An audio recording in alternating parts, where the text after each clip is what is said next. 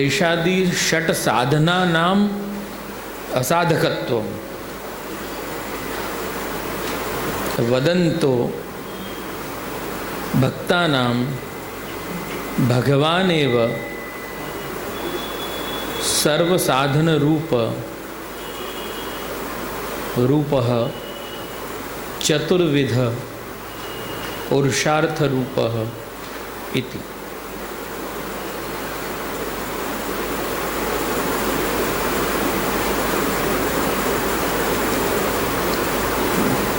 આગળની પંક્તિથી લઈએ કે શ્રીમદાચાર્ય ચરણાઃ કૃષ્ણાશ્રય સ્તોત્રમ નિરૂપયંતી। આચાર્ય ચરણ કૃષ્ણાશ્રય સ્તોત્રનું નિરૂપણ કરે છે। તત્ર અધુના એમાં देश आदि षट साधन, देश आदि षट साधन एटले पहला पण मैं आ समझाव्युं हतुं कि देश, काल, द्रव्य, कर्ता, मंत्र, कर्म आ 6 वस्तुने लईने कोईपण व्यक्तिનું जीवन જોડાયેલું હોય છે।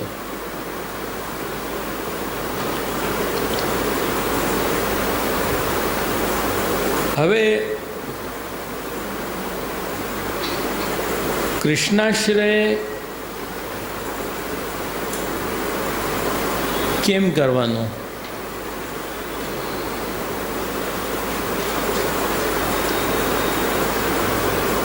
સૌથી પહેલાં કે બીજા સેશનમાં એવી કંઈ વાત હતી કે વેરી અનફોર્ચ્યુનેટ કે જે સ્ટાર્ટિંગના 2 ક્લાસમાં જે ક્વેશ્ચન્સ હતા એ ક્વેશ્ચન્સ પૂછવાવાળા બંને જ પાત્રો થ્રુઆઉટ ક્લાસમાં આવ્યા જ નહીં, પણ એ સવાલોને લઈને મેં એના જવાબ તો મેં આપ્યા। એમાં એક સવાલ હતો કે કૃષ્ણ કેમ, કૃષ્ણની સેવા કેમ, અથવા તો કૃષ્ણને માનીએ કેમ, વગેરે વગેરે વગેરે એમ, એટલે બિલીફ ટુવર્ડ્સ કૃષ્ણ એમ।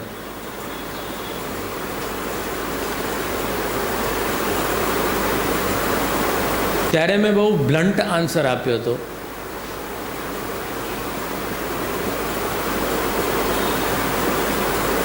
કે માનવું હોય તો માનો, નહીં તો ઘેર જાઓ।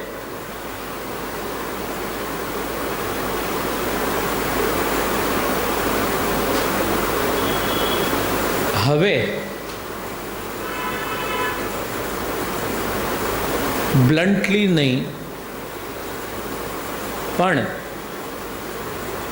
બુદ્ધિમત્તાનો પરિચય આપતા મારું બૌદ્ધિક ચાતુર્ય પ્રગટ કરતા કરતા હું એ સમજાવવાનો પ્રયત્ન કરી રહ્યો છું કે શ્રી વલ્લભાચાર્યજીએ આપણને કૃષ્ણને લઈને કે કૃષ્ણના આશ્રયને લઈને કે કૃષ્ણાશ્રય ગ્રંથને લઈને શું મેસેજ આપ્યો છે।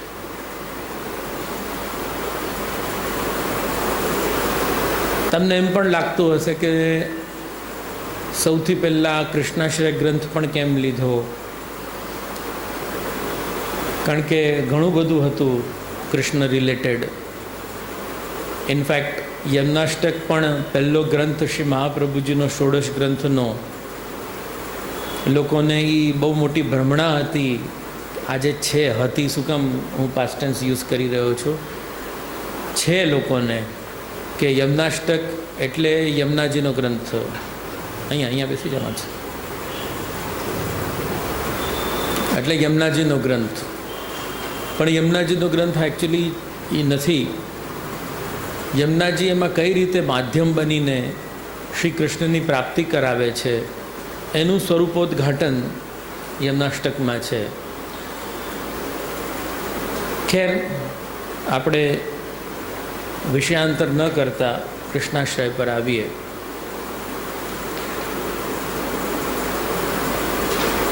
આમાં મારું બુદ્ધિ ચાતુર્ય કે બુદ્ધિબળનો પ્રયોગ, આ તો શબ્દો મેં મારા માટે વાપર્યા.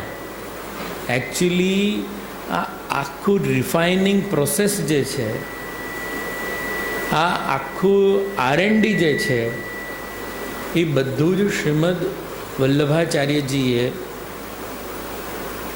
પોતાના સમયમાં, પૂર્વકાલમાં બહુ સારી રીતે કરી લીધું છે, બહુ વ્યવસ્થિત રીતે કરી લીધું છે. અને એટલું વ્યવસ્થિત રીતે કર્યું છે કે એમણે આજથી 550 વર્ષ પૂર્વ સાબિત પણ કરી દીધું. પણ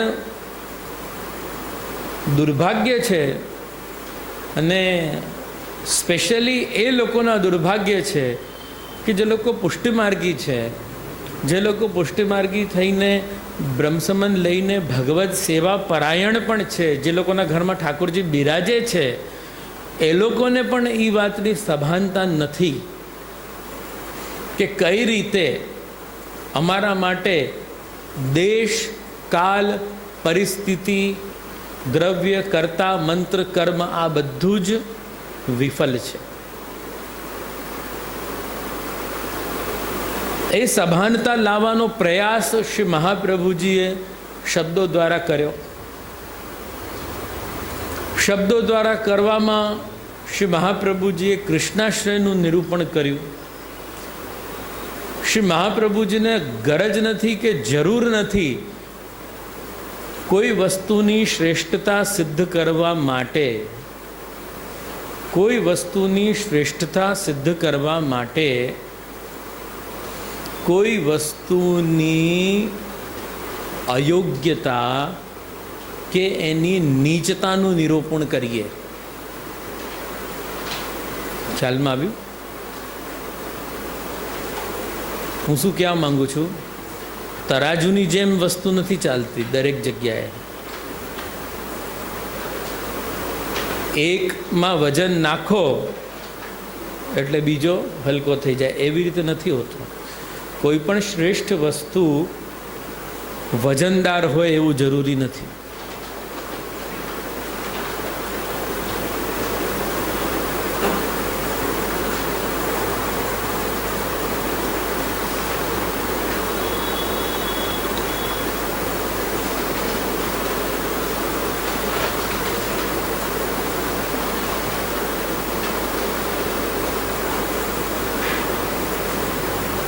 શંકરાચાર્યજીના ફોલોવર્સ વધારે છે, શંકરાચાર્યજીનો માર્ગ શ્રેષ્ઠ, પછી બુદ્ધના ફોલોવર્સ વધારે છે, એ માર્ગ શ્રેષ્ઠ. વર્લ્ડ વાઇડ જોવા જઈએ તો મિશનરીઝ, ક્રિશ્ચિયન મિશનરીઝ, ઇસ્લામ, આ બધા પર્સન્ટેજ વાઇઝ બહુ મેગા એક્ઝિસ્ટન્સ છે લોકોનું. એટલે એનાથી નક્કી નથી થતું કે કોઈ વસ્તુ ઉત્તમ છે કે નથી. તમે પોતે તમારી બુદ્ધિથી નક્કી કરો. એટલે શ્રી મહાપ્રભુજી એ હોડમાં પણ નથી. હું તમને એ પણ કહી દઉં કે જો દેશમાં તાકાત નથી કે તમારો ઉદ્ધાર કરે, એટલે તમે કૃષ્ણનો આશ્રય કરો. મહાપ્રભુજી એ હોડમાં નથી. તો પણ થોડું ઘણું ચરિત્ર ચિત્રણ શ્રી મહાપ્રભુજીએ કર્યું. ક્યારેક ક્યારેક શું છે કે અવેરનેસ, ઇંગ્લિશમાં અવેરનેસ શબ્દ છે. અવેરનેસનો મતલબ શું છે કે અરે આ તો અમને ખબર હતી પણ અવેરનેસ નથી, બ્રહ્મજ્ઞાન નથી થયું.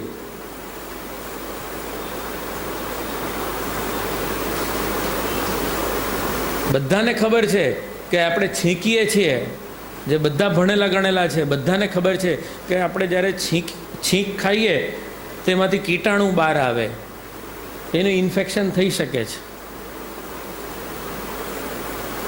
બરાબર. ડૉક્ટર કે ભાઈ તું છીંક ખાતો હોય તો તું મોઢા પર રૂમાલ રાખ. એક જાતની અવેરનેસ. અરે હા, તો ખબર હતી કે આપણને ખબર નથી એવી નથી વાત, તો એક અવેરનેસની વાત છે. ભૂલી ગયા હતા, આપણને ધ્યાન નહોતું. અને સ્પેશિયલી અવેરનેસની જરૂર ક્યારે પડે? અવેરનેસની જરૂર ક્યારે પડે કે જે વસ્તુને તમે ભૂલી ગયા છો એ વસ્તુ હવે ધીરે ધીરે તમારા માટે ઘાતક બનવા લાગી. તમારું નુકસાન થવાનું છે ને, એટલા માટે હવે અવેરનેસ ક્રિએટ કરવામાં આવે છે. દિલ્હીમાં ઓડ ઇવન લાગુ કર્યું. કેમ? પોલ્યુશન વધવા લાગ્યું. જે બી સક્સેસ થયું ન થયું એ ભગવાન જાણે, મને ખબર નથી, પણ ખબર છે ને તમને અત્યારના જે ચાલે છે. કેમ? લોકોને ખબર પડી કે ભાઈ કે હા સાચી વાત છે, ઓડ ઇવનને અગર હું મેન્ટેન કરું છું તો પોલ્યુશન એ રીતે જે ઓછું થાય. બાકી શું પહેલાં ખબર નથી કે આજે હું મારી ફ્રેન્ડની ગાડીમાં જઈશ, કાલે એ મારી ગાડીમાં આવશે તો એવું મેન્ટેન થશે, એમાં શું વાંધો શું છે? અમેરિકામાં તો એવું ચાલે જ છે, તમને ખબર ન હોય તો કહી દઉં. એમાં 4 જણને લઈને જાઓ તો એક ડાયમંડ લેન છે અમેરિકામાં, તો જે ખાલી જ હોય, જેમાં સિંગલ કે 2 જણા કે 3 જણા હો તો તમે ડાયમંડ લેનમાંથી ન જઈ શકો, ભલે ટ્રાફિકમાં ઊભા રહો. પણ તમે એક ગાડીમાં 4 વ્હીલરમાં 4 માણસને લઈને જાઓ છો, દેટ મીન્સ કે તમે કેટલી અવેરનેસ છે તમને ટ્રાફિકની અને પોલ્યુશનની, અને ફ્યુલ સેવ કરો છો, તમે કન્ટ્રીને હેલ્પ કરી રહ્યા છો. એટલે કન્ટ્રી તમને એ રસ્તો આપે છે કે આટલા ટ્રાફિકમાં પણ તમારા માટે એક સ્પેશિયલ ડાયમંડ લેન છે જેમાંથી તમે પાસ થઈ શકો છો, કારણ કે યુ આર કેરિંગ 4 પેસેન્જર્સ. કારણ કે ત્યાં તો આઇસોલેટેડ ફેમિલીઝ હોય છે, 1 જણ 2 જણ એવી રીતે રહેતા હોય છે. 4 જણા જઈ રહ્યા છે, that means it's a big thing. એમ યુ આર ડાયમંડ. એમ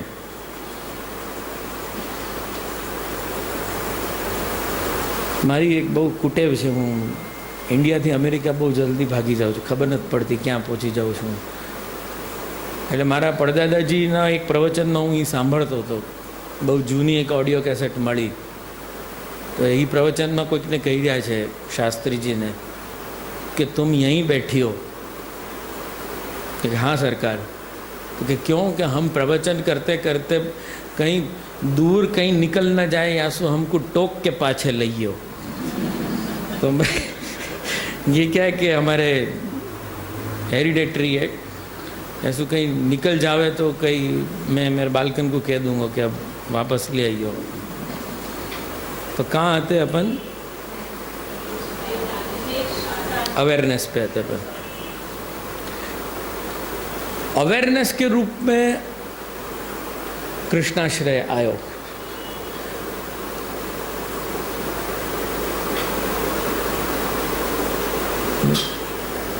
થયું શું કે કોઈક વ્યક્તિએ એવું વિચાર્યું કે આપણે મુંબઈમાં ન રહેવું જોઈએ, આપણે કંઈ પુણ્ય કામ કરવા જોઈએ, પુણ્ય કાર્યો કરવા જોઈએ, આપણે યમુનાજીમાં સ્નાન કરવા જઈએ. For example, make it simple, બહુ સિમ્પલ, જે તમારી રીચમાં છે એ જ વાત કરીએ. અમેરિકાને ડાયમંડ લેનને છોડો, આપણે યમુના સ્નાન કરવા જઈએ, વ્રજમાં જઈએ, ગોકુલમાં સ્નાન કરવા જઈએ. હોંશે હોંશે બિચારા વૈષ્ણવો વ્રજમાં સ્નાન કરવા જાય છે, યમુનાજીમાં સ્નાન કરવા જાય છે. યમુનાજીમાં સ્નાન જે છે, સ્નાન ક્યારે પોસિબલ છે? જ્યારે તમે જલ પ્રવાહની અંદર પ્રવેશ કરો. ઇમેજિન કરો કે નદી છે, સુકાઈ ગઈ છે અને ત્યાં ફક્ત ખાડાઓ છે. દેટ મીન્સ કે નદી નથી, કારણ કે નદીનો સ્વભાવ છે સરતી ઇતિ સરિત. એને સરિતા કહેવાય છે, સરકતી એટલે વહંતી ઇતિ નદ્ય, એને નદી કહેવાય. તો એ નદીનું ભૌતિક સ્વરૂપ વિલીન થઈ ગયું છે, આધ્યાત્મિક સ્વરૂપ કાયમ છે. તો આધ્યાત્મિક સ્વરૂપ કાયમ રહેવાથી તીર્થ થયા તો તમે બરાબર પહોંચ્યા યમુનાજીમાં, પણ હવે યમુનાજીમાં ડૂબકી મારવાનો જે પ્રકાર છે લુપ્ત થઈ ગયો. એવી જ રીતે નદીનો જે ભૌતિક સ્વરૂપ કેવી રીતે બને, મેં હમણાં શું કહ્યું, વહંતી તિ નદ્ય, સરકતી જાય એને નદી કહેવાય, એને સરિતા કહેવાય. તો ગોકુલ આગળ યદિ આગળ હથની ડેમ ઉપર યદિ ડેમમાં અગર પાણીને રોકી દેવામાં આવે તો યમુના નદીનું સ્વરૂપ વિકૃત થાય છે, નદી રહેતી નથી, નદીનો પ્રવાહ વિકૃત થઈ રહ્યો છે. ખ્યાલમાં આવી રહ્યું છે હું શું કહેવા માંગુ છું? લોકોને બધાને ખબર છે કે ત્યાં ડેમ બની ગયું છે, પણ એ અવેરનેસ નથી કે તો પણ અમે યમુનાજીમાં સ્નાન કરવા જઈએ છીએ ત્યારે યમુનાજી અમને અવેલેબલ નથી થતી. એ લોકો યમુનાજીમાં સ્નાન કરવા જ જઈ રહ્યા છે. એકચ્યુઅલી જે વહેતી નથી, જે ડેમના દરવાજાના કારણે બંધાઈ ગયેલી છે અને પર્કોલેટિંગ વેમાં જ્યારે ત્યાંથી આમ કહે ને કે પર્કોલેટિંગને ગુજરાતીમાં શું કહેવાય, ટપકે છે, ડેમના દરવાજામાંથી પાણી જે ટપકે છે એ ટપકી ટપકીને જે નદીમાં પાણી ભરાઈ રહ્યું છે એને આપણે નદી સમજી રહ્યા છે, પણ નદીનું સ્વરૂપ બની નથી રહ્યું. આ વાતને સમહાઉ શ્રી મહાપ્રભુજીએ 500 વર્ષ પહેલાં જ ફીલ કરી લીધી છે. એટલે શ્રી મહાપ્રભુજી કહી રહ્યા છે કે દેશનું સ્વરૂપ નષ્ટ થશે, અથવા તો નષ્ટ થઈ ગયું છે અથવા તો નષ્ટ થઈ રહ્યું છે. એટલે જ હું વૈષ્ણવોને જ્યારે ત્યારે વાત કરું છું તો હું કહું છું કે સપ્ટેમ્બર કે ઓક્ટોબર મહિનામાં જજો,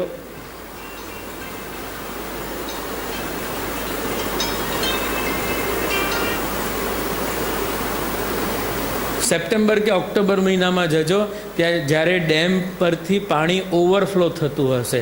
ઓવરફ્લોનો મતલબ શું છે કે નદીનું સ્વરૂપ હવે સુકૃત થયું, એટલે કે નદીનું સ્વરૂપ આકાર પામ્યું.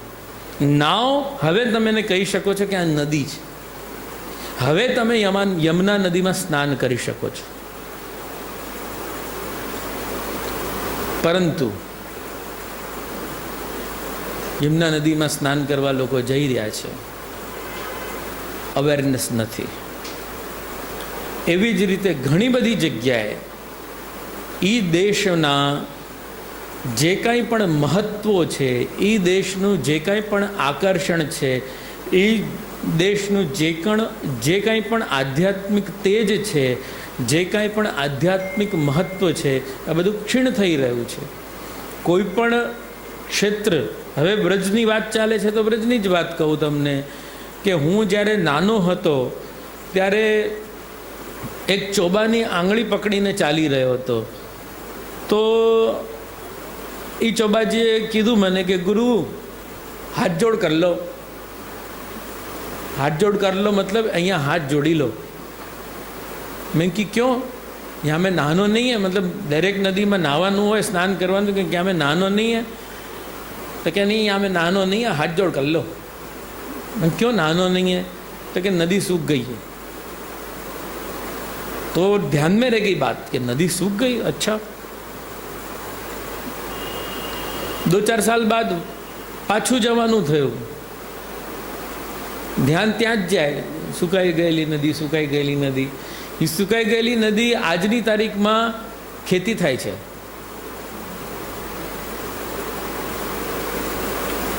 અને તમને જો હું કહું ને કે આ કોઈ જમાનામાં તીર્થક્ષેત્ર ને નદી અને આ કુંડ હતું તો તમે કહેશો કે શું ઉલ્લુ બનાવો છો જે. કારણ કે એના 1/2 કિલોમીટરની પેરીફેરીમાં તો લોકોના ઘર બની ગયા છે. તમે હજી એ આભાસમાં જીવો છો કે ધર્મક્ષેત્ર, તીર્થક્ષેત્ર, હકીકતમાં કુરુક્ષેત્ર કાંઈ છે નહીં ત્યાં. ધર્મક્ષેત્ર કે તીર્થક્ષેત્ર જે છે એ તમારું ગ્રહ ક્ષેત્ર છે. તમારા ઘરની પેરીફેરીમાં જે તમે કરી રહ્યા છો એ જ તમારું ધર્મ છે, એ જ તમારું કલ્યાણ કરશે. ભટકવાની જરૂર નથી. અગર ભટકીને જો પ્રભુ મળત ને, જો ભટકીને જ પ્રભુ મળત ને, તો પ્રભુથી કમજોર કોઈ બીજી કોઈ તાકાત નથી, બીજી કોઈ આઈડેન્ટિટી નથી, બીજી કોઈ એન્ટિટી નથી, બીજો કોઈ કમજોર ફિનોમિના નથી. એક બર્ટન રસેલ આવ્યો, બહુ મોટો ફિલોસોફર હતો, ઇન્ડિયા આવીને આજથી 60-70 વર્ષ પહેલાંની વાત કરું છું. ઇન્ડિયા આવીને કે સાંભળ્યું છે કે અહીંયા બહુ શ્રદ્ધાળુ લોકો છે, ફર્મ બિલીવર ઓફ ગોડ છે, અહીંયા બહુ ભક્તો છે, ચલ વિઝિટ કરું હું, આ ઇન્ડિયામાં છે શું. ઇન્ડિયા આવ્યો, એણે જોયું કે એકદમ બાલાજી, તિરુપતિ બાલાજી ને બધે ગયો, લાંબી લાંબી લાઈનો, 24 કલાકો લોકો બધા ઊભા છે. ફિદા થઈ ગયો ઓર સ્ટડી કર્યું. ફિલોસોફર હતો ને, દિમાગ તો એનું આટલાથી સંતુષ્ટ ન થયું, ઓર સ્ટડી કરી એણે. પછી એ લાઈનમાં ઊભા રહેવાવાળા, 24 કલાક ઊભા રહેવાવાળા વ્યક્તિઓના માનસને એણે સ્ટડી કર્યો કે આ લોકો કેમ ઊભા છે. એ માનસને સ્ટડી કર્યા પછી એણે એના બુકમાં લખ્યું કે સૌથી વીક ગોડ યદી ક્યાંય હોય આખી દુનિયામાં તો આ હિન્દુસ્તાનનો ગોડ છે, સૌથી કમજોર. સ્ટેટમેન્ટ ચેન્જ કરી નાખ્યું. કેમ ખબર છે? કારણ કે એણે જ્યારે લોકોના દિમાગમાં, દિમાગમાં ઘૂસવાની કોશિશ કરી અને ઘૂસ્યો, ત્યારે એણે જોયું કે અહીંયા લોકો એટલા માટે લાઈન લગાડે છે કે કોઈને કોઈ બીમારી છે એટલે ભગવાનને કહેવા માટે ઊભો છે કે ભગવાન મારી બીમારી મટાડી દો. કોઈના લગ્ન નથી થતા એ કહેવા માટે ઊભો છે કે લગ્ન કરાવી દો. કોઈના ઘરમાં કેસ, કોર્ટ કચેરી ચાલે છે એના માટે એ ભગવાનની લાઈનમાં ઊભો છે કે ભગવાન કોર્ટ કચેરી પતાવી દો, ભગવાન આમ કરી દો, ભગવાન તેમ કરી દો. તો કોઈ કે પ્રશ્ન કરે તો કે એમાં વાંધો શું છે? ભગવાનને કહેવામાં વાંધો શું છે? તો કે ભગવાનને કહેવામાં વાંધો નથી, પણ મને એ નથી સમજાતું કે અગર ભગવાન આ બધું જ કરવામાં સમર્થ છે તો એ ભગવાનને ખબર કેમ નથી પડતી કે એનો ભક્તને આટલી બધી તકલીફ છે, એને જઈને કહેવું પડે છે. તો જેને એ બી નથી ખબર પડતી કે એનો ફોલોવર કેટલો તકલીફમાં છે, એ ભગવાન કેટલો વીક હશે, એણે સ્ટેટમેન્ટ આપી દીધું. લોજિકલી આનું કોઈ આર્ગ્યુમેન્ટ છે જ નહીં. જેને આ જ ખબર નથી કે મારા ભક્તને, મારા ફોલોવરને, જે પોતાના ઇન્કમની 25% મને આપે છે, જે મારા માટે દંડવતી પરિક્રમા કરે છે, જે મને દૂધ ચડાવે છે, જે મને આ કરે છે, જે મારા માટે 24 કલાક લાઈનમાં ઊભો છે, એની તકલીફ શું છે એ જ ભગવાનને ખબર નથી. એનો મતલબ ભગવાન કેટલો વીક છે. એટલે હિન્દુસ્તાનનો ઈશ્વર એટલો બધો દુર્બલ છે, એ અવેરનેસ ક્રિએટ કરવાવાળો બર્ટન રસેલ છે. પણ credit goes to all Indians.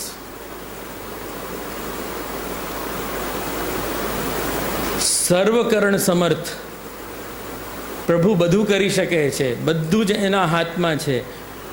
તો ભાઈ, તો પ્રભુને આ કેમ નથી ખબર પડતી કે તારા લગ્ન કેમ નથી થતા, કેવા કેમ જાય છે?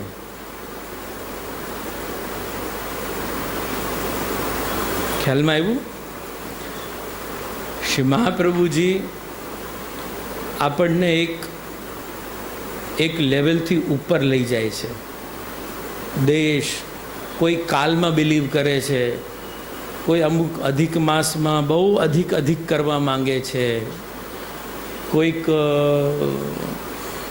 દેશ કાલ કોઈ કર્મમાં બિલીવ કરે છે. હું આટલું કર્મ કરી લઉં, નવરાત્રિ આવે તો આટલા જપ કરી લઉં, આ માતાજી પધરાવી લઉં, આટલા ગરબા કરી લઉં, આટલા વ્રત કરી લઉં, આટલું દાન કરી લઉં, આટલું પુણ્ય. કોઈ કર્મમાં બિલીવ કરી રહ્યો છે. જેમ જેમ કૃષ્ણાશ્રય કરતા જશો, કૃષ્ણાશ્રયની ટીકાની અંદર આ સ્પષ્ટતા થશે કે તમારા ફેલિયર્સ ક્યાં છે ને કઈ રીતે છે, અને કેટલા હદ સુધી તમે ફેલિયર્સમાં ઇન્વોલ્વડ છો. તમારું જે ઇન્વોલ્વમેન્ટ છે, ફ્યુટાઇલ એક્સરસાઇઝ જેને કહે ને, કેટલી ફ્યુટાઇલ એક્સરસાઇઝ તમે કરી રહ્યા છો, જેનો કોઈ અર્થ નથી, જેનો કોઈ ક્લાઇમેક્સ નથી, એવી જગ્યા ઉપર તમે મહેનત કરી રહ્યા છો, કાંઈ હાથમાં આવવાનું નથી. કારણ કે હતું એવું નથી કે એનામાં એ પાવર્સ નહોતા, પણ એના રિસોર્સિસ ખતમ. કંઈક માધ્યમ હોય ને, કોઈક માધ્યમથી કોઈક વસ્તુ થતી હોય, કોઈ ચેનલથી કોઈક વસ્તુ આવે. તમે યજ્ઞ કરો, તમે યજ્ઞ કરવા બેસો તો યજ્ઞમાં જેની આહુતિ અપાય એની જ આહુતિ અપાય ને, એનો કોઈ ઓલ્ટરનેટ ના આવી શકે. ચોખા, ઘીવાળા ચોખાની જ આહુતિ અપાય. આપણે કે ચોખા નથી, અરે આપણે ચોખા કરતાં પણ મોંઘી વસ્તુ લેશું, આપણે ન લેવાય, ચોખાથી જ થાય. અરે આપણે એવા ચોખા લેશું કે આપણે ઘીને બદલે આપણે સોનાની વરખ લગાડશું, સોનેરી ચોખાથી આપણે આહુતિ આપશું. જેમ થાય એમ જ થાય. એમ જે સાધનો હતા એ સાધનો જ અવેલેબલ નથી. દેશાદિ ષટ સાધનાનામ અસાધકત્વમ. પંક્તિ શું કહે છે કે દેશાદિ ષટ સાધન એટલે દેશ, આદિ એટલે બાકીના 5, કાલ, કર્મ, મંત્ર, દ્રવ્ય, કર્તા, આ બધું જ અશુદ્ધ છે. કોઈ એમાં સામર્થ્યમાં તાકાત તો હોવી જોઈએ ને. હું જેના ભરોસે ચાલું છું એનામાં જે તાકાત નથી, એનામાં જે સામર્થ્ય નથી, તો મારું કાર્ય સિદ્ધ કેવી રીતે થાય?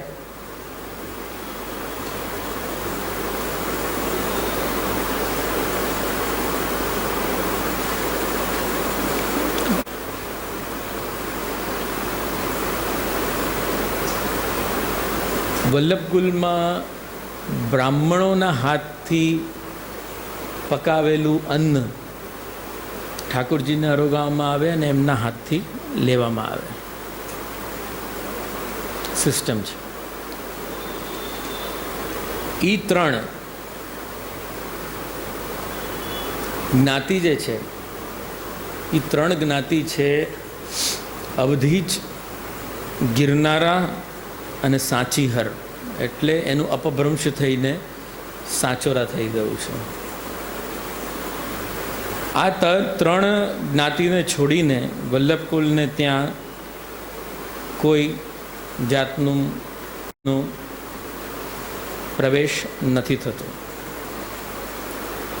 યદ્યપિ ઘણા બાળકો હવે આ 3 સિવાય બીજા અન્ય બ્રાહ્મણોનો પ્રવેશ કરાવવાનું શરૂ કરી દીધું છે. એટલે 20-25 વર્ષથી કરી દીધું છે. વ્રજવાસીઓ પણ ઘણી જગ્યાએ હવે રસોઈ કરે છે. પણ હું તમને એક મજેદાર વાત કરું. આજે મારે ત્યાં ઠાકોરજીની સામગ્રી સિદ્ધ કરવા માટે હું એક બ્રાહ્મણ ગોતી રહ્યો છું.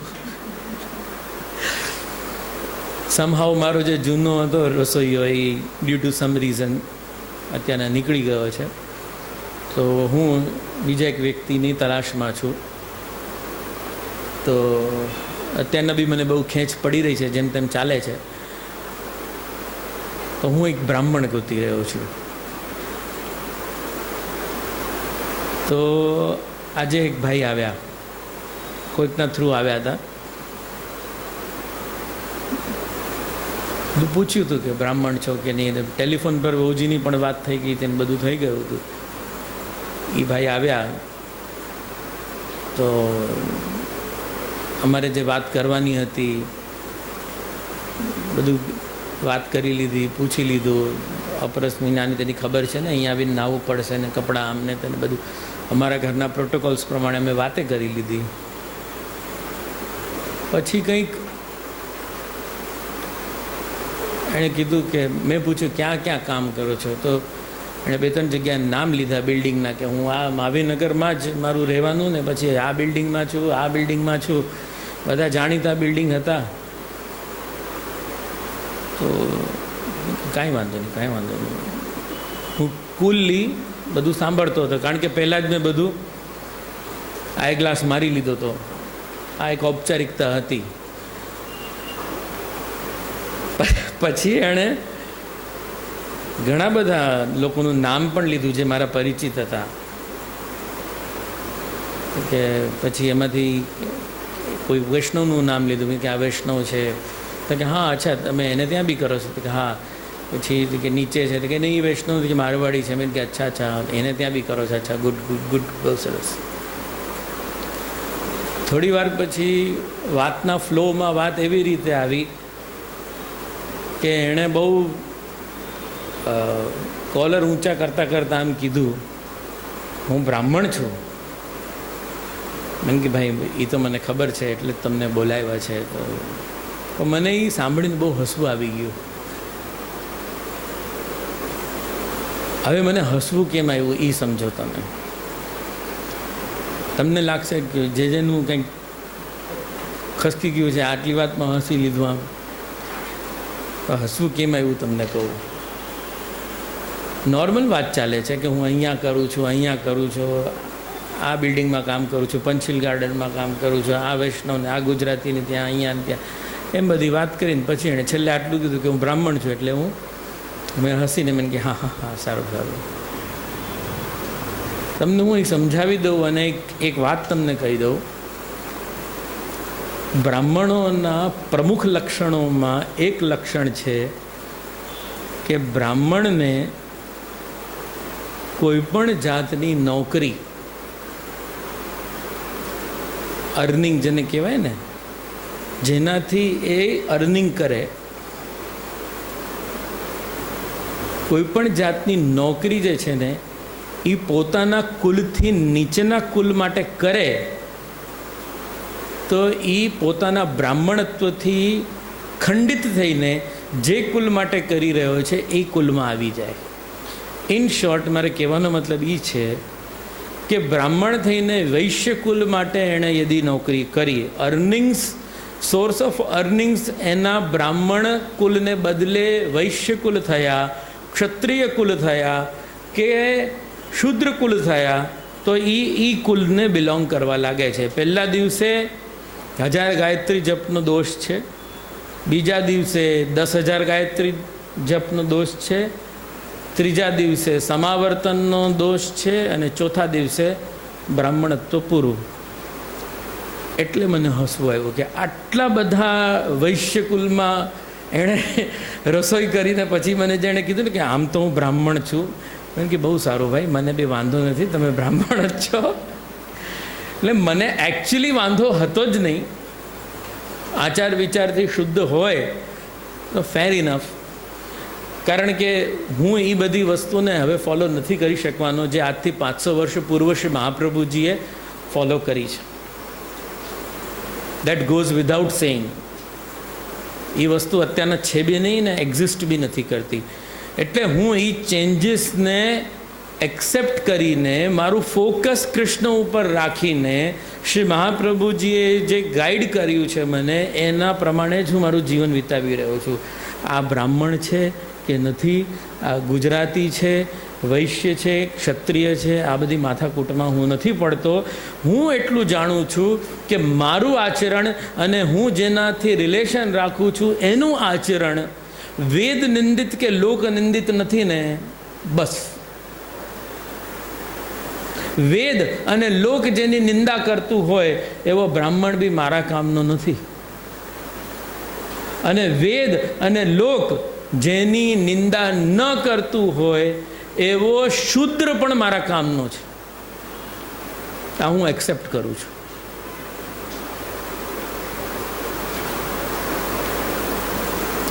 સજાતીયતા, વિજાતીયતા, આંતરજાતીયતા, નાડી દોષ ઇત્યાદિ ઇત્યાદિ ઇત્યાદિ,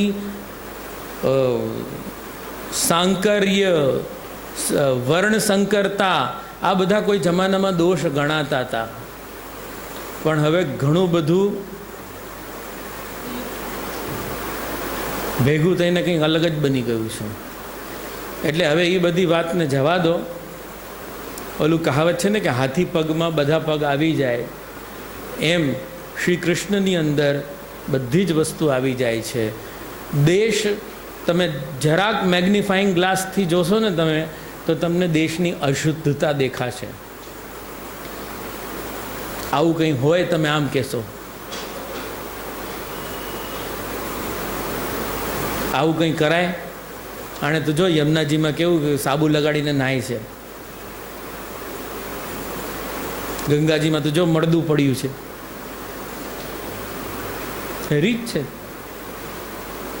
તમે ડાયજેસ્ટ નહીં કરી શકો. જબકી સિદ્ધાંત છે અન્ય ક્ષેત્રે કૃતમ પાપમ તીર્થ ક્ષેત્રે વિનશ્યતિ, તીર્થ ક્ષેત્રે કૃતમ પાપમ વજ્રલેપો ભવિષ્યતિ.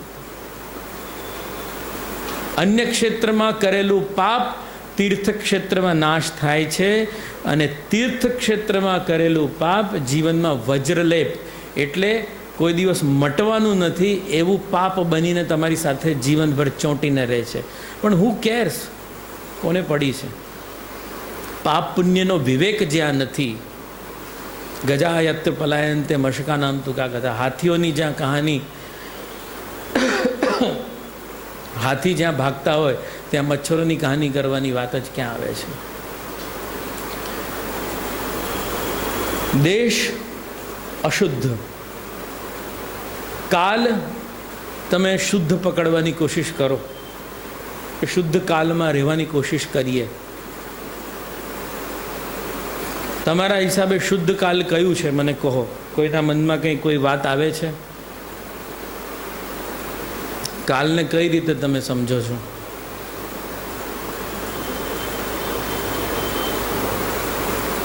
પવિત્ર કાલ એટલે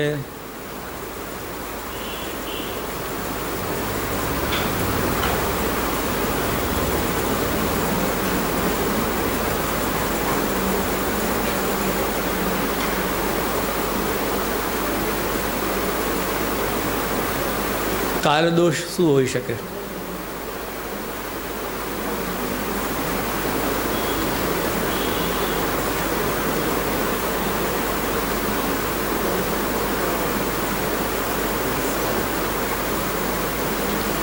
અચ્છા, એટલું તો કહો, કાલને ફોલો કઈ રીતે કરો છો તમે?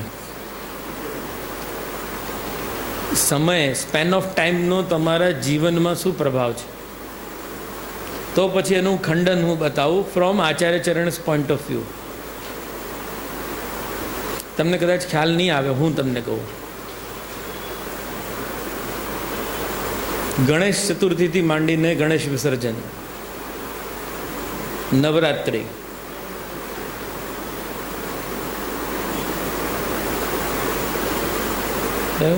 ભાઈ બીજ, યમુના સ્નાન, એટલે તમે સમયને જે માન આપી રહ્યા છો, બરાબર? બ્રાહ્મણ છો તો સંધ્યા પાઠ કરી રહ્યા છો. જોકે અહીંયા એ વાત લાગુ નથી થતી.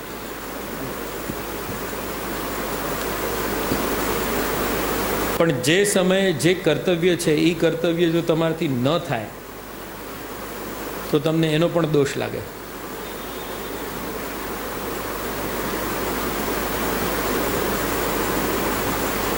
હવે તમને બીજો એક હાસ્યાસ્પદ પ્રસંગ સંભળાવું.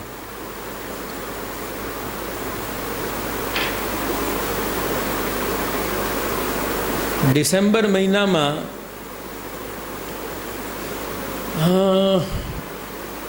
18 થી 22 ડિસેમ્બરની વચ્ચે અમેરિકામાં રજા પડી જાય, મેક્સ ટુ મેક્સ 24 ડિસેમ્બરે. પછી લોકો ત્યાં પણ એક્સ્ટ્રીમ ઠંડી થઈ જાય એટલે અહીંયા આવી જાય ઇન્ડિયા. ઇન્ડિયન્સ જેટલા છે, યંગસ્ટર્સ જેટલા છે, ત્યાં જેટલા રિક્રુટ થયેલા છે, કામ કરી રહ્યા છે, એ લોકો પણ જનરલી ડિસેમ્બર મહિનામાં અહીંયા આવી જતા હોય. તો એક વખત પાર્લામાં મારા એક પરિચિત વૈષ્ણવ છે, એ એક સમસ્યા લઈને મારી પાસે આવ્યા. જે મારો છોકરો આવ્યો છે અને એક સમસ્યા છે, ફોન કરીને બહુ અર્જન્ટ મળવા આવ્યા હતા મને. તો મેં કે હા બોલો ને, શું છે? તો કે આવ્યો છે અને એણે કોઈ છોકરી પસંદ કરી લીધી છે અને લગ્ન કરવા છે અને હમણાં જ કરવા છે. હવે મને ખબર છે કે આમાં મારું કંઈ ચાલવાનું તો છે નહીં. તો જરાય ના નુકુર કર્યા વગર મેં કરી નાખો. સમસ્યા શું છે? કોઈ વડીલ તમારા ઘરમાં ના? તો કે વડીલ તો કોઈ છે જ નહીં, અમે જ વડીલ છીએ. મેં કીધું બહુ સારી વાત છે, તો કરી નાખો. કોઈ વાંધો છે કોઈને ઘરમાં? કોઈને વાંધો નથી. તો મેં કીધું તકલીફ એ છે જે કે ડિસેમ્બરમાં કમૂરતા છે.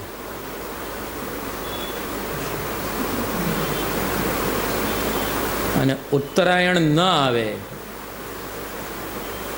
14મી જાન્યુઆરી ન આવે ત્યાં સુધી થઈ ન શકે. અને જો ઉત્તરાયણ સુધી, વસંત પંચમી સુધી યદા બ્રાહ્મણો અગ્નિના દધાત, અગ્નિ ધારણ ન કરી શકે તો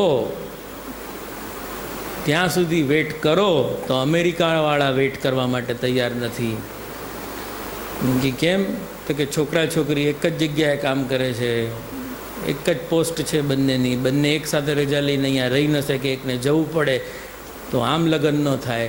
અને હમણાં કમૂરતા છે. તો બેન કે આ તો તકલીફ છે. હવે તકલીફ બરાબર છે કે પહેલાં મને સમજાણી નહીં તમારી તકલીફ. કમૂરતા બી છે અને ડેટ બી આવી છે, બહુ મોટી તકલીફ છે. કે એક કામ કરો, તમે કરી નાખો. હે શું વાત કરો? જે કમૂરતામાં કરી નાખો? મેં કે કરી નાખો ને, પણ તમારી પાસે રસ્તો શું છે? તો કે પણ જે કમૂરતા કરીને 2-4 વાર મને કમૂરતા કરી નાખ્યું. પછી મને લાગ્યું કે ઇન્ટુ માય વેન્સ. મેં કીધું કમૂરતા આવ્યા ક્યાંથી બેન?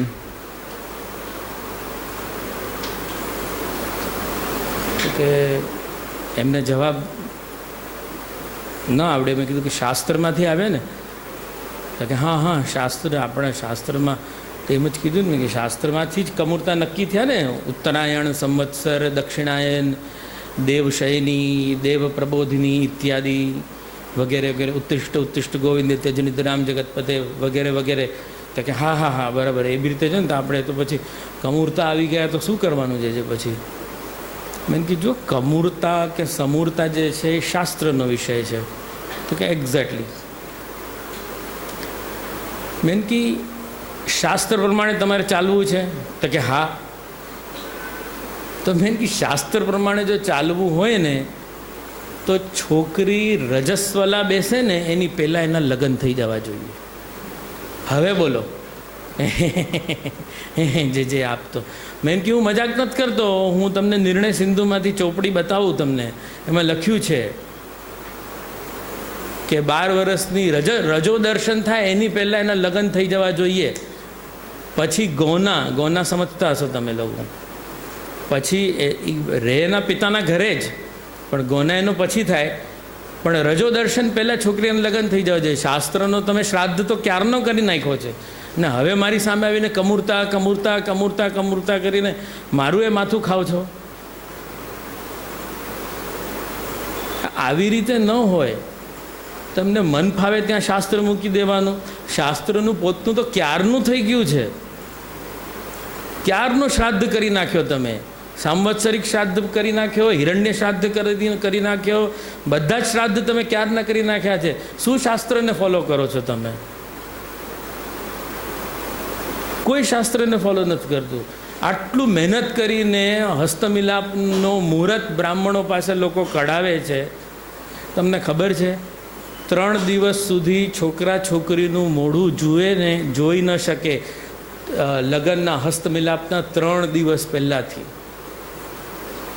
72 કલાક પહેલાંથી છોકરાને છોકરીએ એકબીજાનું મોઢું ન જોવું જોઈએ, અશુભ થાય. અને એ જ અશુભને દૂર કરવા માટે તમે શું કરો છો? ના યાર 12 તારીખનો બહુ સરસ મુહૂર્ત છે, વાડી નથી મળતી. વાડી અને મુહૂર્તની એવી રીતે કોમ્બિનેશન તમે કરો છો જાણે તમે કેટલા મુહૂર્તના આગ્રહી છો. એકચ્યુઅલી મુહૂર્તનો આગ્રહી, મુહૂર્ત ન થવાથી, મુહૂર્ત ન મળવાથી ડેમેજ જે તમને થવાનું છે એની તકલીફ છે. ચલો એ પણ માની, પણ ડેમેજ તો ક્યારનું થઈ ગયું છે. હવે તો કૃષ્ણાશ્રય જ છે જે છે, પણ સમજણ નથી, અલગ વાત છે. એકચ્યુઅલી રાષ્ટ્રપતિ શાસન છે. ભલે ઉદ્ધવ ઠાકરે ને એનસીપી ને બધું હમણાં ચાલતું હોય, પણ અત્યારના કોણ ચલાવે છે?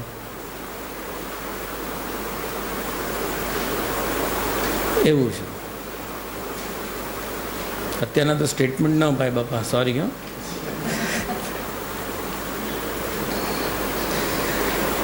હા, કાલની વાત હતી. તો આ તમે જે કાલમાં પણ તમે જે ઓલરેડી ડિસ્ટર્બન્સ ક્રિએટ કરીને હવે તમે જે એડજસ્ટમેન્ટની વાત કરી રહ્યા છો એ કાલ પણ પૂરો થઈ ગયો. એ પોસિબલ નથી. તમે જે કરી રહ્યા છો, તમે તમારા લગ્નમાં મંત્રોચ્ચાર કરવાવાળા જે આદરણીય ગૌર મહારાજ જે હોય છે એ અમુક સારા હોય તો વિથ ઓલ ડ્યુ રિસ્પેક્ટ, પણ અમુકને તમે જોયા છે લગ્નમાં કે કેટરિંગવાળા જે હોય એ લોકોના ઓલામાંથી ગ્લાસ લે અને જૂઠન કરીને પીએ, એ એઠા હાથથી પાછું મૂકે અને એ જ એઠા હાથથી પાછી સોપારીમાં ગણપતિનું સ્થાપન કરે. એટલે આ બધું પૂરું થઈ ગયેલું છે ક્યારનું. શાસ્ત્ર, સમય, દેશ, કાલ, પછી કર્તા પણ આવી જ ગયું. મેં તમને હમણાં વાત કરી એમાં કે અગર આવું આચરણ હોય તો કર્તાની પણ વાત પૂરી જ થઈ ગઈ. કર્મમાં પણ આ જ બધું આવે છે. દ્રવ્ય શુદ્ધિ નથી. દ્રવ્ય શુદ્ધિનો મતલબ શું છે એ પણ સમજવા માટે બહુ જ ઇઝી વાત છે. મેં તમને વાત કરી કે ભાઈ જે વસ્તુ જેના માટે વપરાતી હોય એ વસ્તુ એનામાં ન વપરાશ થાય અને એની જગ્યાએ એનો ઓલ્ટરનેટ સોલ્યુશન લઈ આવો તો એ ચાલે નહીં. હવે ક્યારેક હું વિચારું છું, આ મારો ક્રાંતિકારી વિચાર છે, તમારે ફોલો નથી કરવાનો, હું તમને પહેલાં જ કહી દઉં. સર્વથા ક્રાંતિકારી વિચાર છે, ફોલો નથી કરવાનો. કારણ કે બંધ બેસતી પાઘડી બેસાડવાની બુદ્ધિમાન લોકોને ટેવ હોય છે. ધોતી અને બંડી પહેરવી જોઈએ સેવામાં, અપરસમાં, વગેરે વગેરે વગેરે. આ મને વિચાર, ક્રાંતિકારી વિચાર કેમ આવ્યો હું કહું. કારણ કે હું ક્યાંક પેન્ટ શર્ટ પહેરીને ક્રિકેટ રમી રહ્યો હતો. બાવા થઈને ક્રિકેટ રમે છે, પેન્ટ શર્ટ પહેરે છે. 4-5 વર્ષ પહેલાં થોડુંક લાગતું હતું કે યાર લોકો બોલે છે. હવે તો એવું લાગે છે કે તેલ લેવા ગયો. પણ જ્યારે એ લાગતું હતું ત્યારે પછી મનોમંથન થતું હતું. પછી ધીરે ધીરે મનોમંથનની ટેવ એવી મને, મેં વિચાર્યું કે આ શ્રીનાથજી જે છે, આ શ્રીનાથજીને જ્યારે ઓલી અકબરની વાઈફ દર્શન કરવા આવી, તાજ બીબી, એ તાજ બીબી આવી તો એણે આફરીન થઈ ગઈ શ્રીજી બાવા ઉપર. તો શ્રીજી બાવા ઉપર આફરીન થયા પછી એણે શું કર્યું? એણે પોતાના પતિ બાદશાહ સલામત એના જે અટાયર્સ હતા એના ઘરમાં, કિનખાબના રેશમી, કિનખાબ એટલે સૌથી ભારીમાં ભારી વસ્ત્ર. કિનખાબ એટલે ખબર છે કોને કહેવાય? કિનખાબના કપડાં એણે તૈયાર કરાવ્યા, જેમાં ખુલ્લે બંધ વાગા, ચાકદાર વાગા, ઘેરદાર વાગા, આ બધા જ મુસલમાની ડ્રેસ શ્રીનાથજીને અંગીકાર કરાવવા માટે લઈ ગઈ ગુસાઈજી પાસે. गुसाई श्रीनाथ जी ने धरावी दिए कि बहुत उत्तम वस्तु है, धरा दिए. फिर थोड़े दिन बाद और ग्रंथ पढ़ते पढ़ते पढ़ते एक चीज़ और सामने आई. मैंने कि गुसाई जी ने एक जगह एक जज की भूमिका निभाई थी, बहुत बड़ा ऑर्डर पास किया था, बहुत बुद्धिमानी से एक बहुत कठिन जजमेंट दियो थो. तो बादशाह ने प्रसन्न होकर के श्री गुसाई जी को जज की ड्रेस जो है वो गुसाई जी को भेंट दे दी थी. तो गुसाई जी ने वो भी ड्रेस पहन ली थी.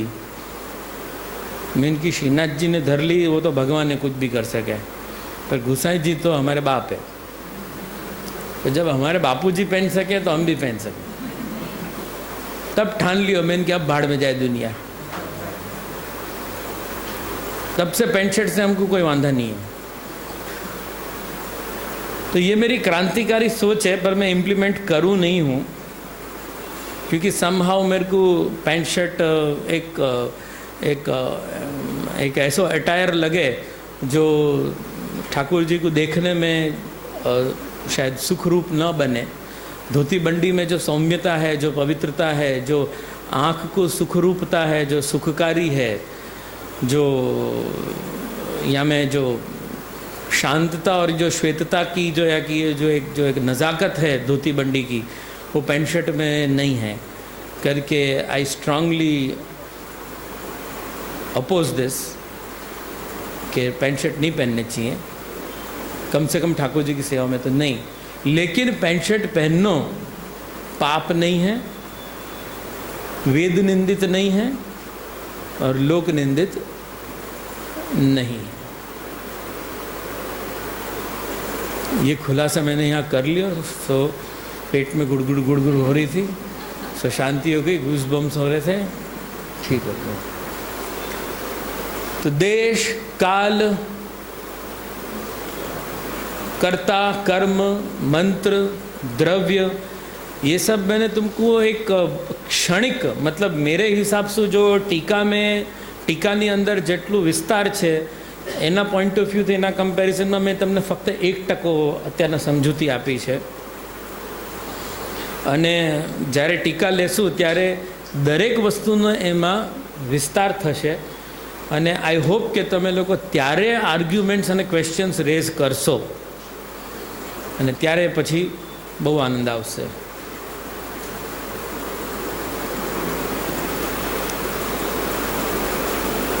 ગણપતિ રિલેટેડ કોઈકનો ક્વેશ્ચન હતો, શું હતો?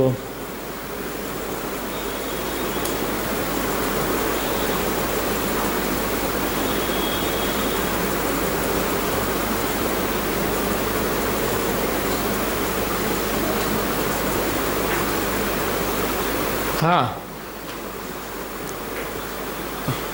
મને આપણામાંથી જ કોઈકે ક્વેશ્ચન પહોંચાડ્યો હતો. એમની ઈચ્છા હતી કે નહીં નામ લેવાની, મને ખબર નથી એટલે હું નામ લેતો નથી. પણ હું સવાલ કહું છું અને એનો ઉત્તર આપીને આજનો ક્લાસ અહીંયા વિરામ કરીશ. એમાં એવું બન્યું હતું કે હું કંઈક બોલતા બોલતા એમ બોલ્યો હતો કે ગણપતિને આપણે કેવી રીતે ડિસરિસ્પેક્ટ કરીએ છીએ કે આપણે ગણપતિને આપણે દરવાજા ઉપર રાખીએ છીએ. તો એના ઉપર એમને ક્વેશ્ચન થયો કે ગણપતિને આમાં ડિસરિસ્પેક્ટ શું છે, કારણ કે આ તો વર્ષો જૂની પરંપરા છે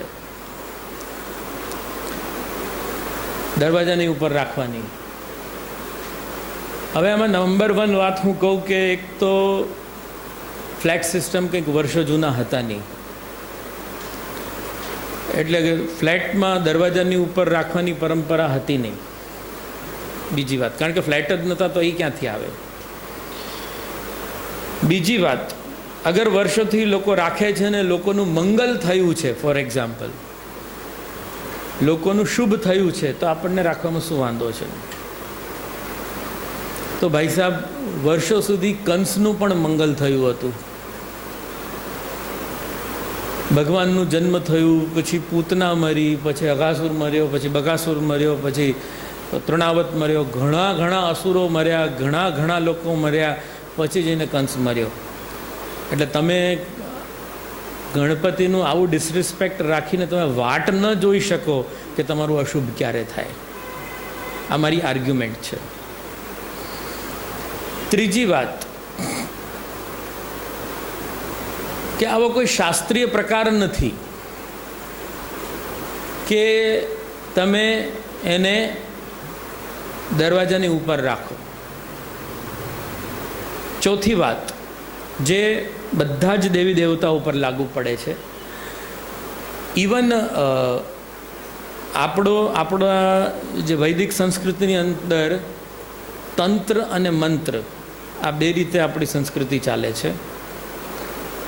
અને ત્રીજું છે યંત્ર. તંત્ર એટલે પ્રણાલી, મંત્ર એટલે શબ્દોચ્ચાર, અને યંત્ર એટલે તમે જોયું હશે કોઈ શ્રીયંત્ર ને આ ટીવીમાં પણ આવે છે, એ યંત્ર એટલે ઓલું જે બનાવેલું હોય. તો યંત્ર હોય કે દેવ હોય, કોઈ પણ યંત્ર કે આ બધી મર્યાદા માર્ગનું ડિસ્કશન છે. It is nothing to do with પુષ્ટિ માર્ગ, પણ આઉટ ઓફ ક્યુરિયોસિટી જેને ક્વેશ્ચન થયો છે એને હું સેટલ કરી રહ્યો છું. કોઈ પણ યંત્રને, કોઈ પણ દેવને 3 દિવસથી વધારે તમે પૂજન કર્યા વગર રાખો તો એમાંથી યંત્રત્વ કે દેવત્વ તિરોહિત થઈ જાય છે. આ નિયમ છે, કારણ કે દેવનું સ્થાપન મંત્રોચ્ચારણ વગર થાય જ નહીં. અને જે દેવનું સ્થાપન મંત્રોચ્ચાર સાથે થયું હોય એ દેવનું વિલય પણ મંત્રોચ્ચાર સાથે જ થાય, અન્યથા તમે પાપના ભાગી બનો. આ માથાકૂટ ફક્ત કૃષ્ણમાં નથી.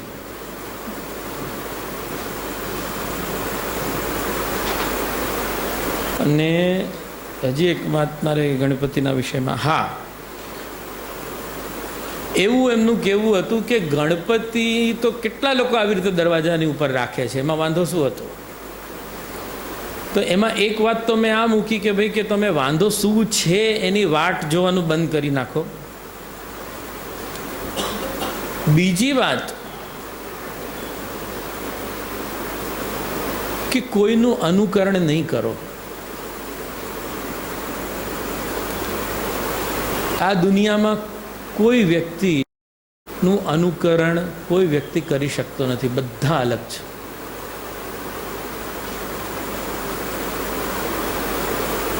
સેમ પેરેન્ટ્સના જીન્સ કેરી કરવા વાળો વ્યક્તિ બી છે ને અલગ હોઈ શકે છે. એટલે મહેરબાની કરીને અનુકરણ કરવાનું બંધ કરો. खुद के दिमाग लगाओ, खुद की दिमाग की बत्ती जलाओ.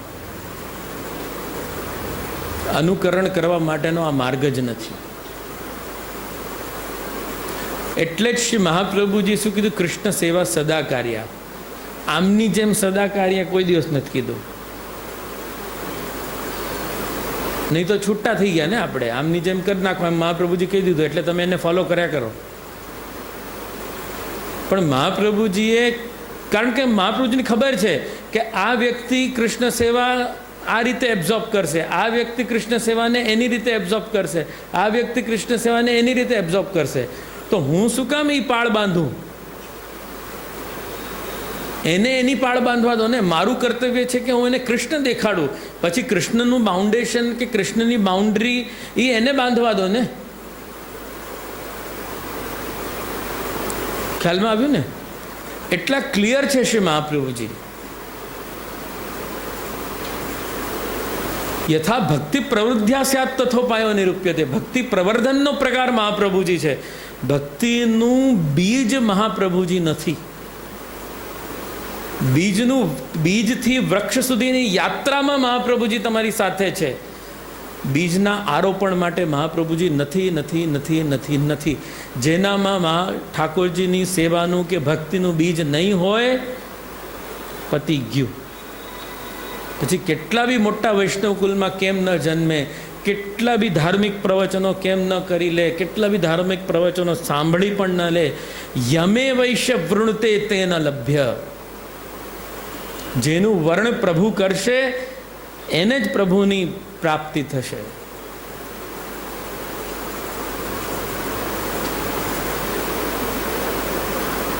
હજી કંઈ રહી ગયું હોય તો મને પાછું કહી દેજો. હવે આજે મેં કીધું કે કોઈ કોઈનું અનુકરણ નથી કરી શકતા, એનો હું તમને એક પુષ્ટિમાર્ગી એક્ઝામ્પલ પણ આપી દઉં છું, જે મને અત્યારના પ્રાસંગિક લાગે છે. હવે તમે એમ કહો કે આપણે 84,252 વૈષ્ણવ જે રીતે જીવતા હતા, આપણે આપણું જીવન એવી રીતે જીવવું જોઈએ. તો તમે એક એક્ઝામ્પલ લઈને આવશો કે વાઘાજી રજપૂત પોતાની પાગમાં ઠાકોરજીને બાંધીને લઈને ગયા. તો તમે શું જીવનમાં આ એક્ઝામ્પલ સેટ કરવા માંગો છો? વાઘાજી રજપૂત વિથ સ્વોર્ડ ઇન હેન્ડ, ઘોડા પર લડવા ગયા, ઠાકોરજી પાગની અંદર બાંધીને. એક્ઝામ્પલ સેટ ન થાય.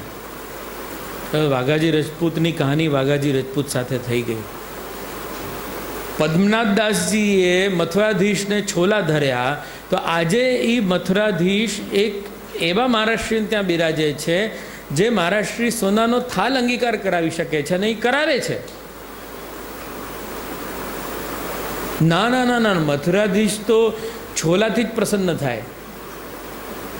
એ મોહનથાલ ન રોગાવે બિચારા મહારાષ્ટ્રી મથુરાધીશ ને. ના ના, છોલા રોગાવ્યા હતા ને એટલે એમ જ કરાય. નો નો, એવું ન હોય. એટલે અનુકરણ બંધ કરો. તમને શું લાગે છે? જો વરસાદ તો આવે જ છે, પણ કોઈક લોકો રેઇનકોટ પહેરે છે, કોઈક લોકો છત્રી પહેરે છે, ને કોઈક લોકો કહે છે અમારે ભીંજાવું છે. કોઈક લોકો આમાંથી ત્રણમાંથી એકે વસ્તુ નથી કરતા, જઈને છાપરાની નીચે ઊભા રહી જાય છે.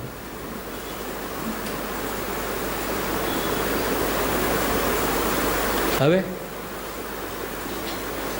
તમને શું કરવું છે? તમને જે કરવું એ કરી જ લો છો. તમે કરો છો અનુકરણ આમાંથી?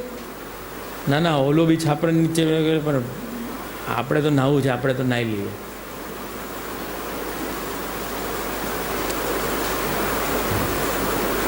એક તો સૌથી પહેલાં પુષ્ટિ માર્ગમાં ભય કાઢી નાખજો. જેટલું મન સાફ ઇતને સબ ગુના માફ. આ શાયરી મેં બનાવી હમણાં તમારા માટે.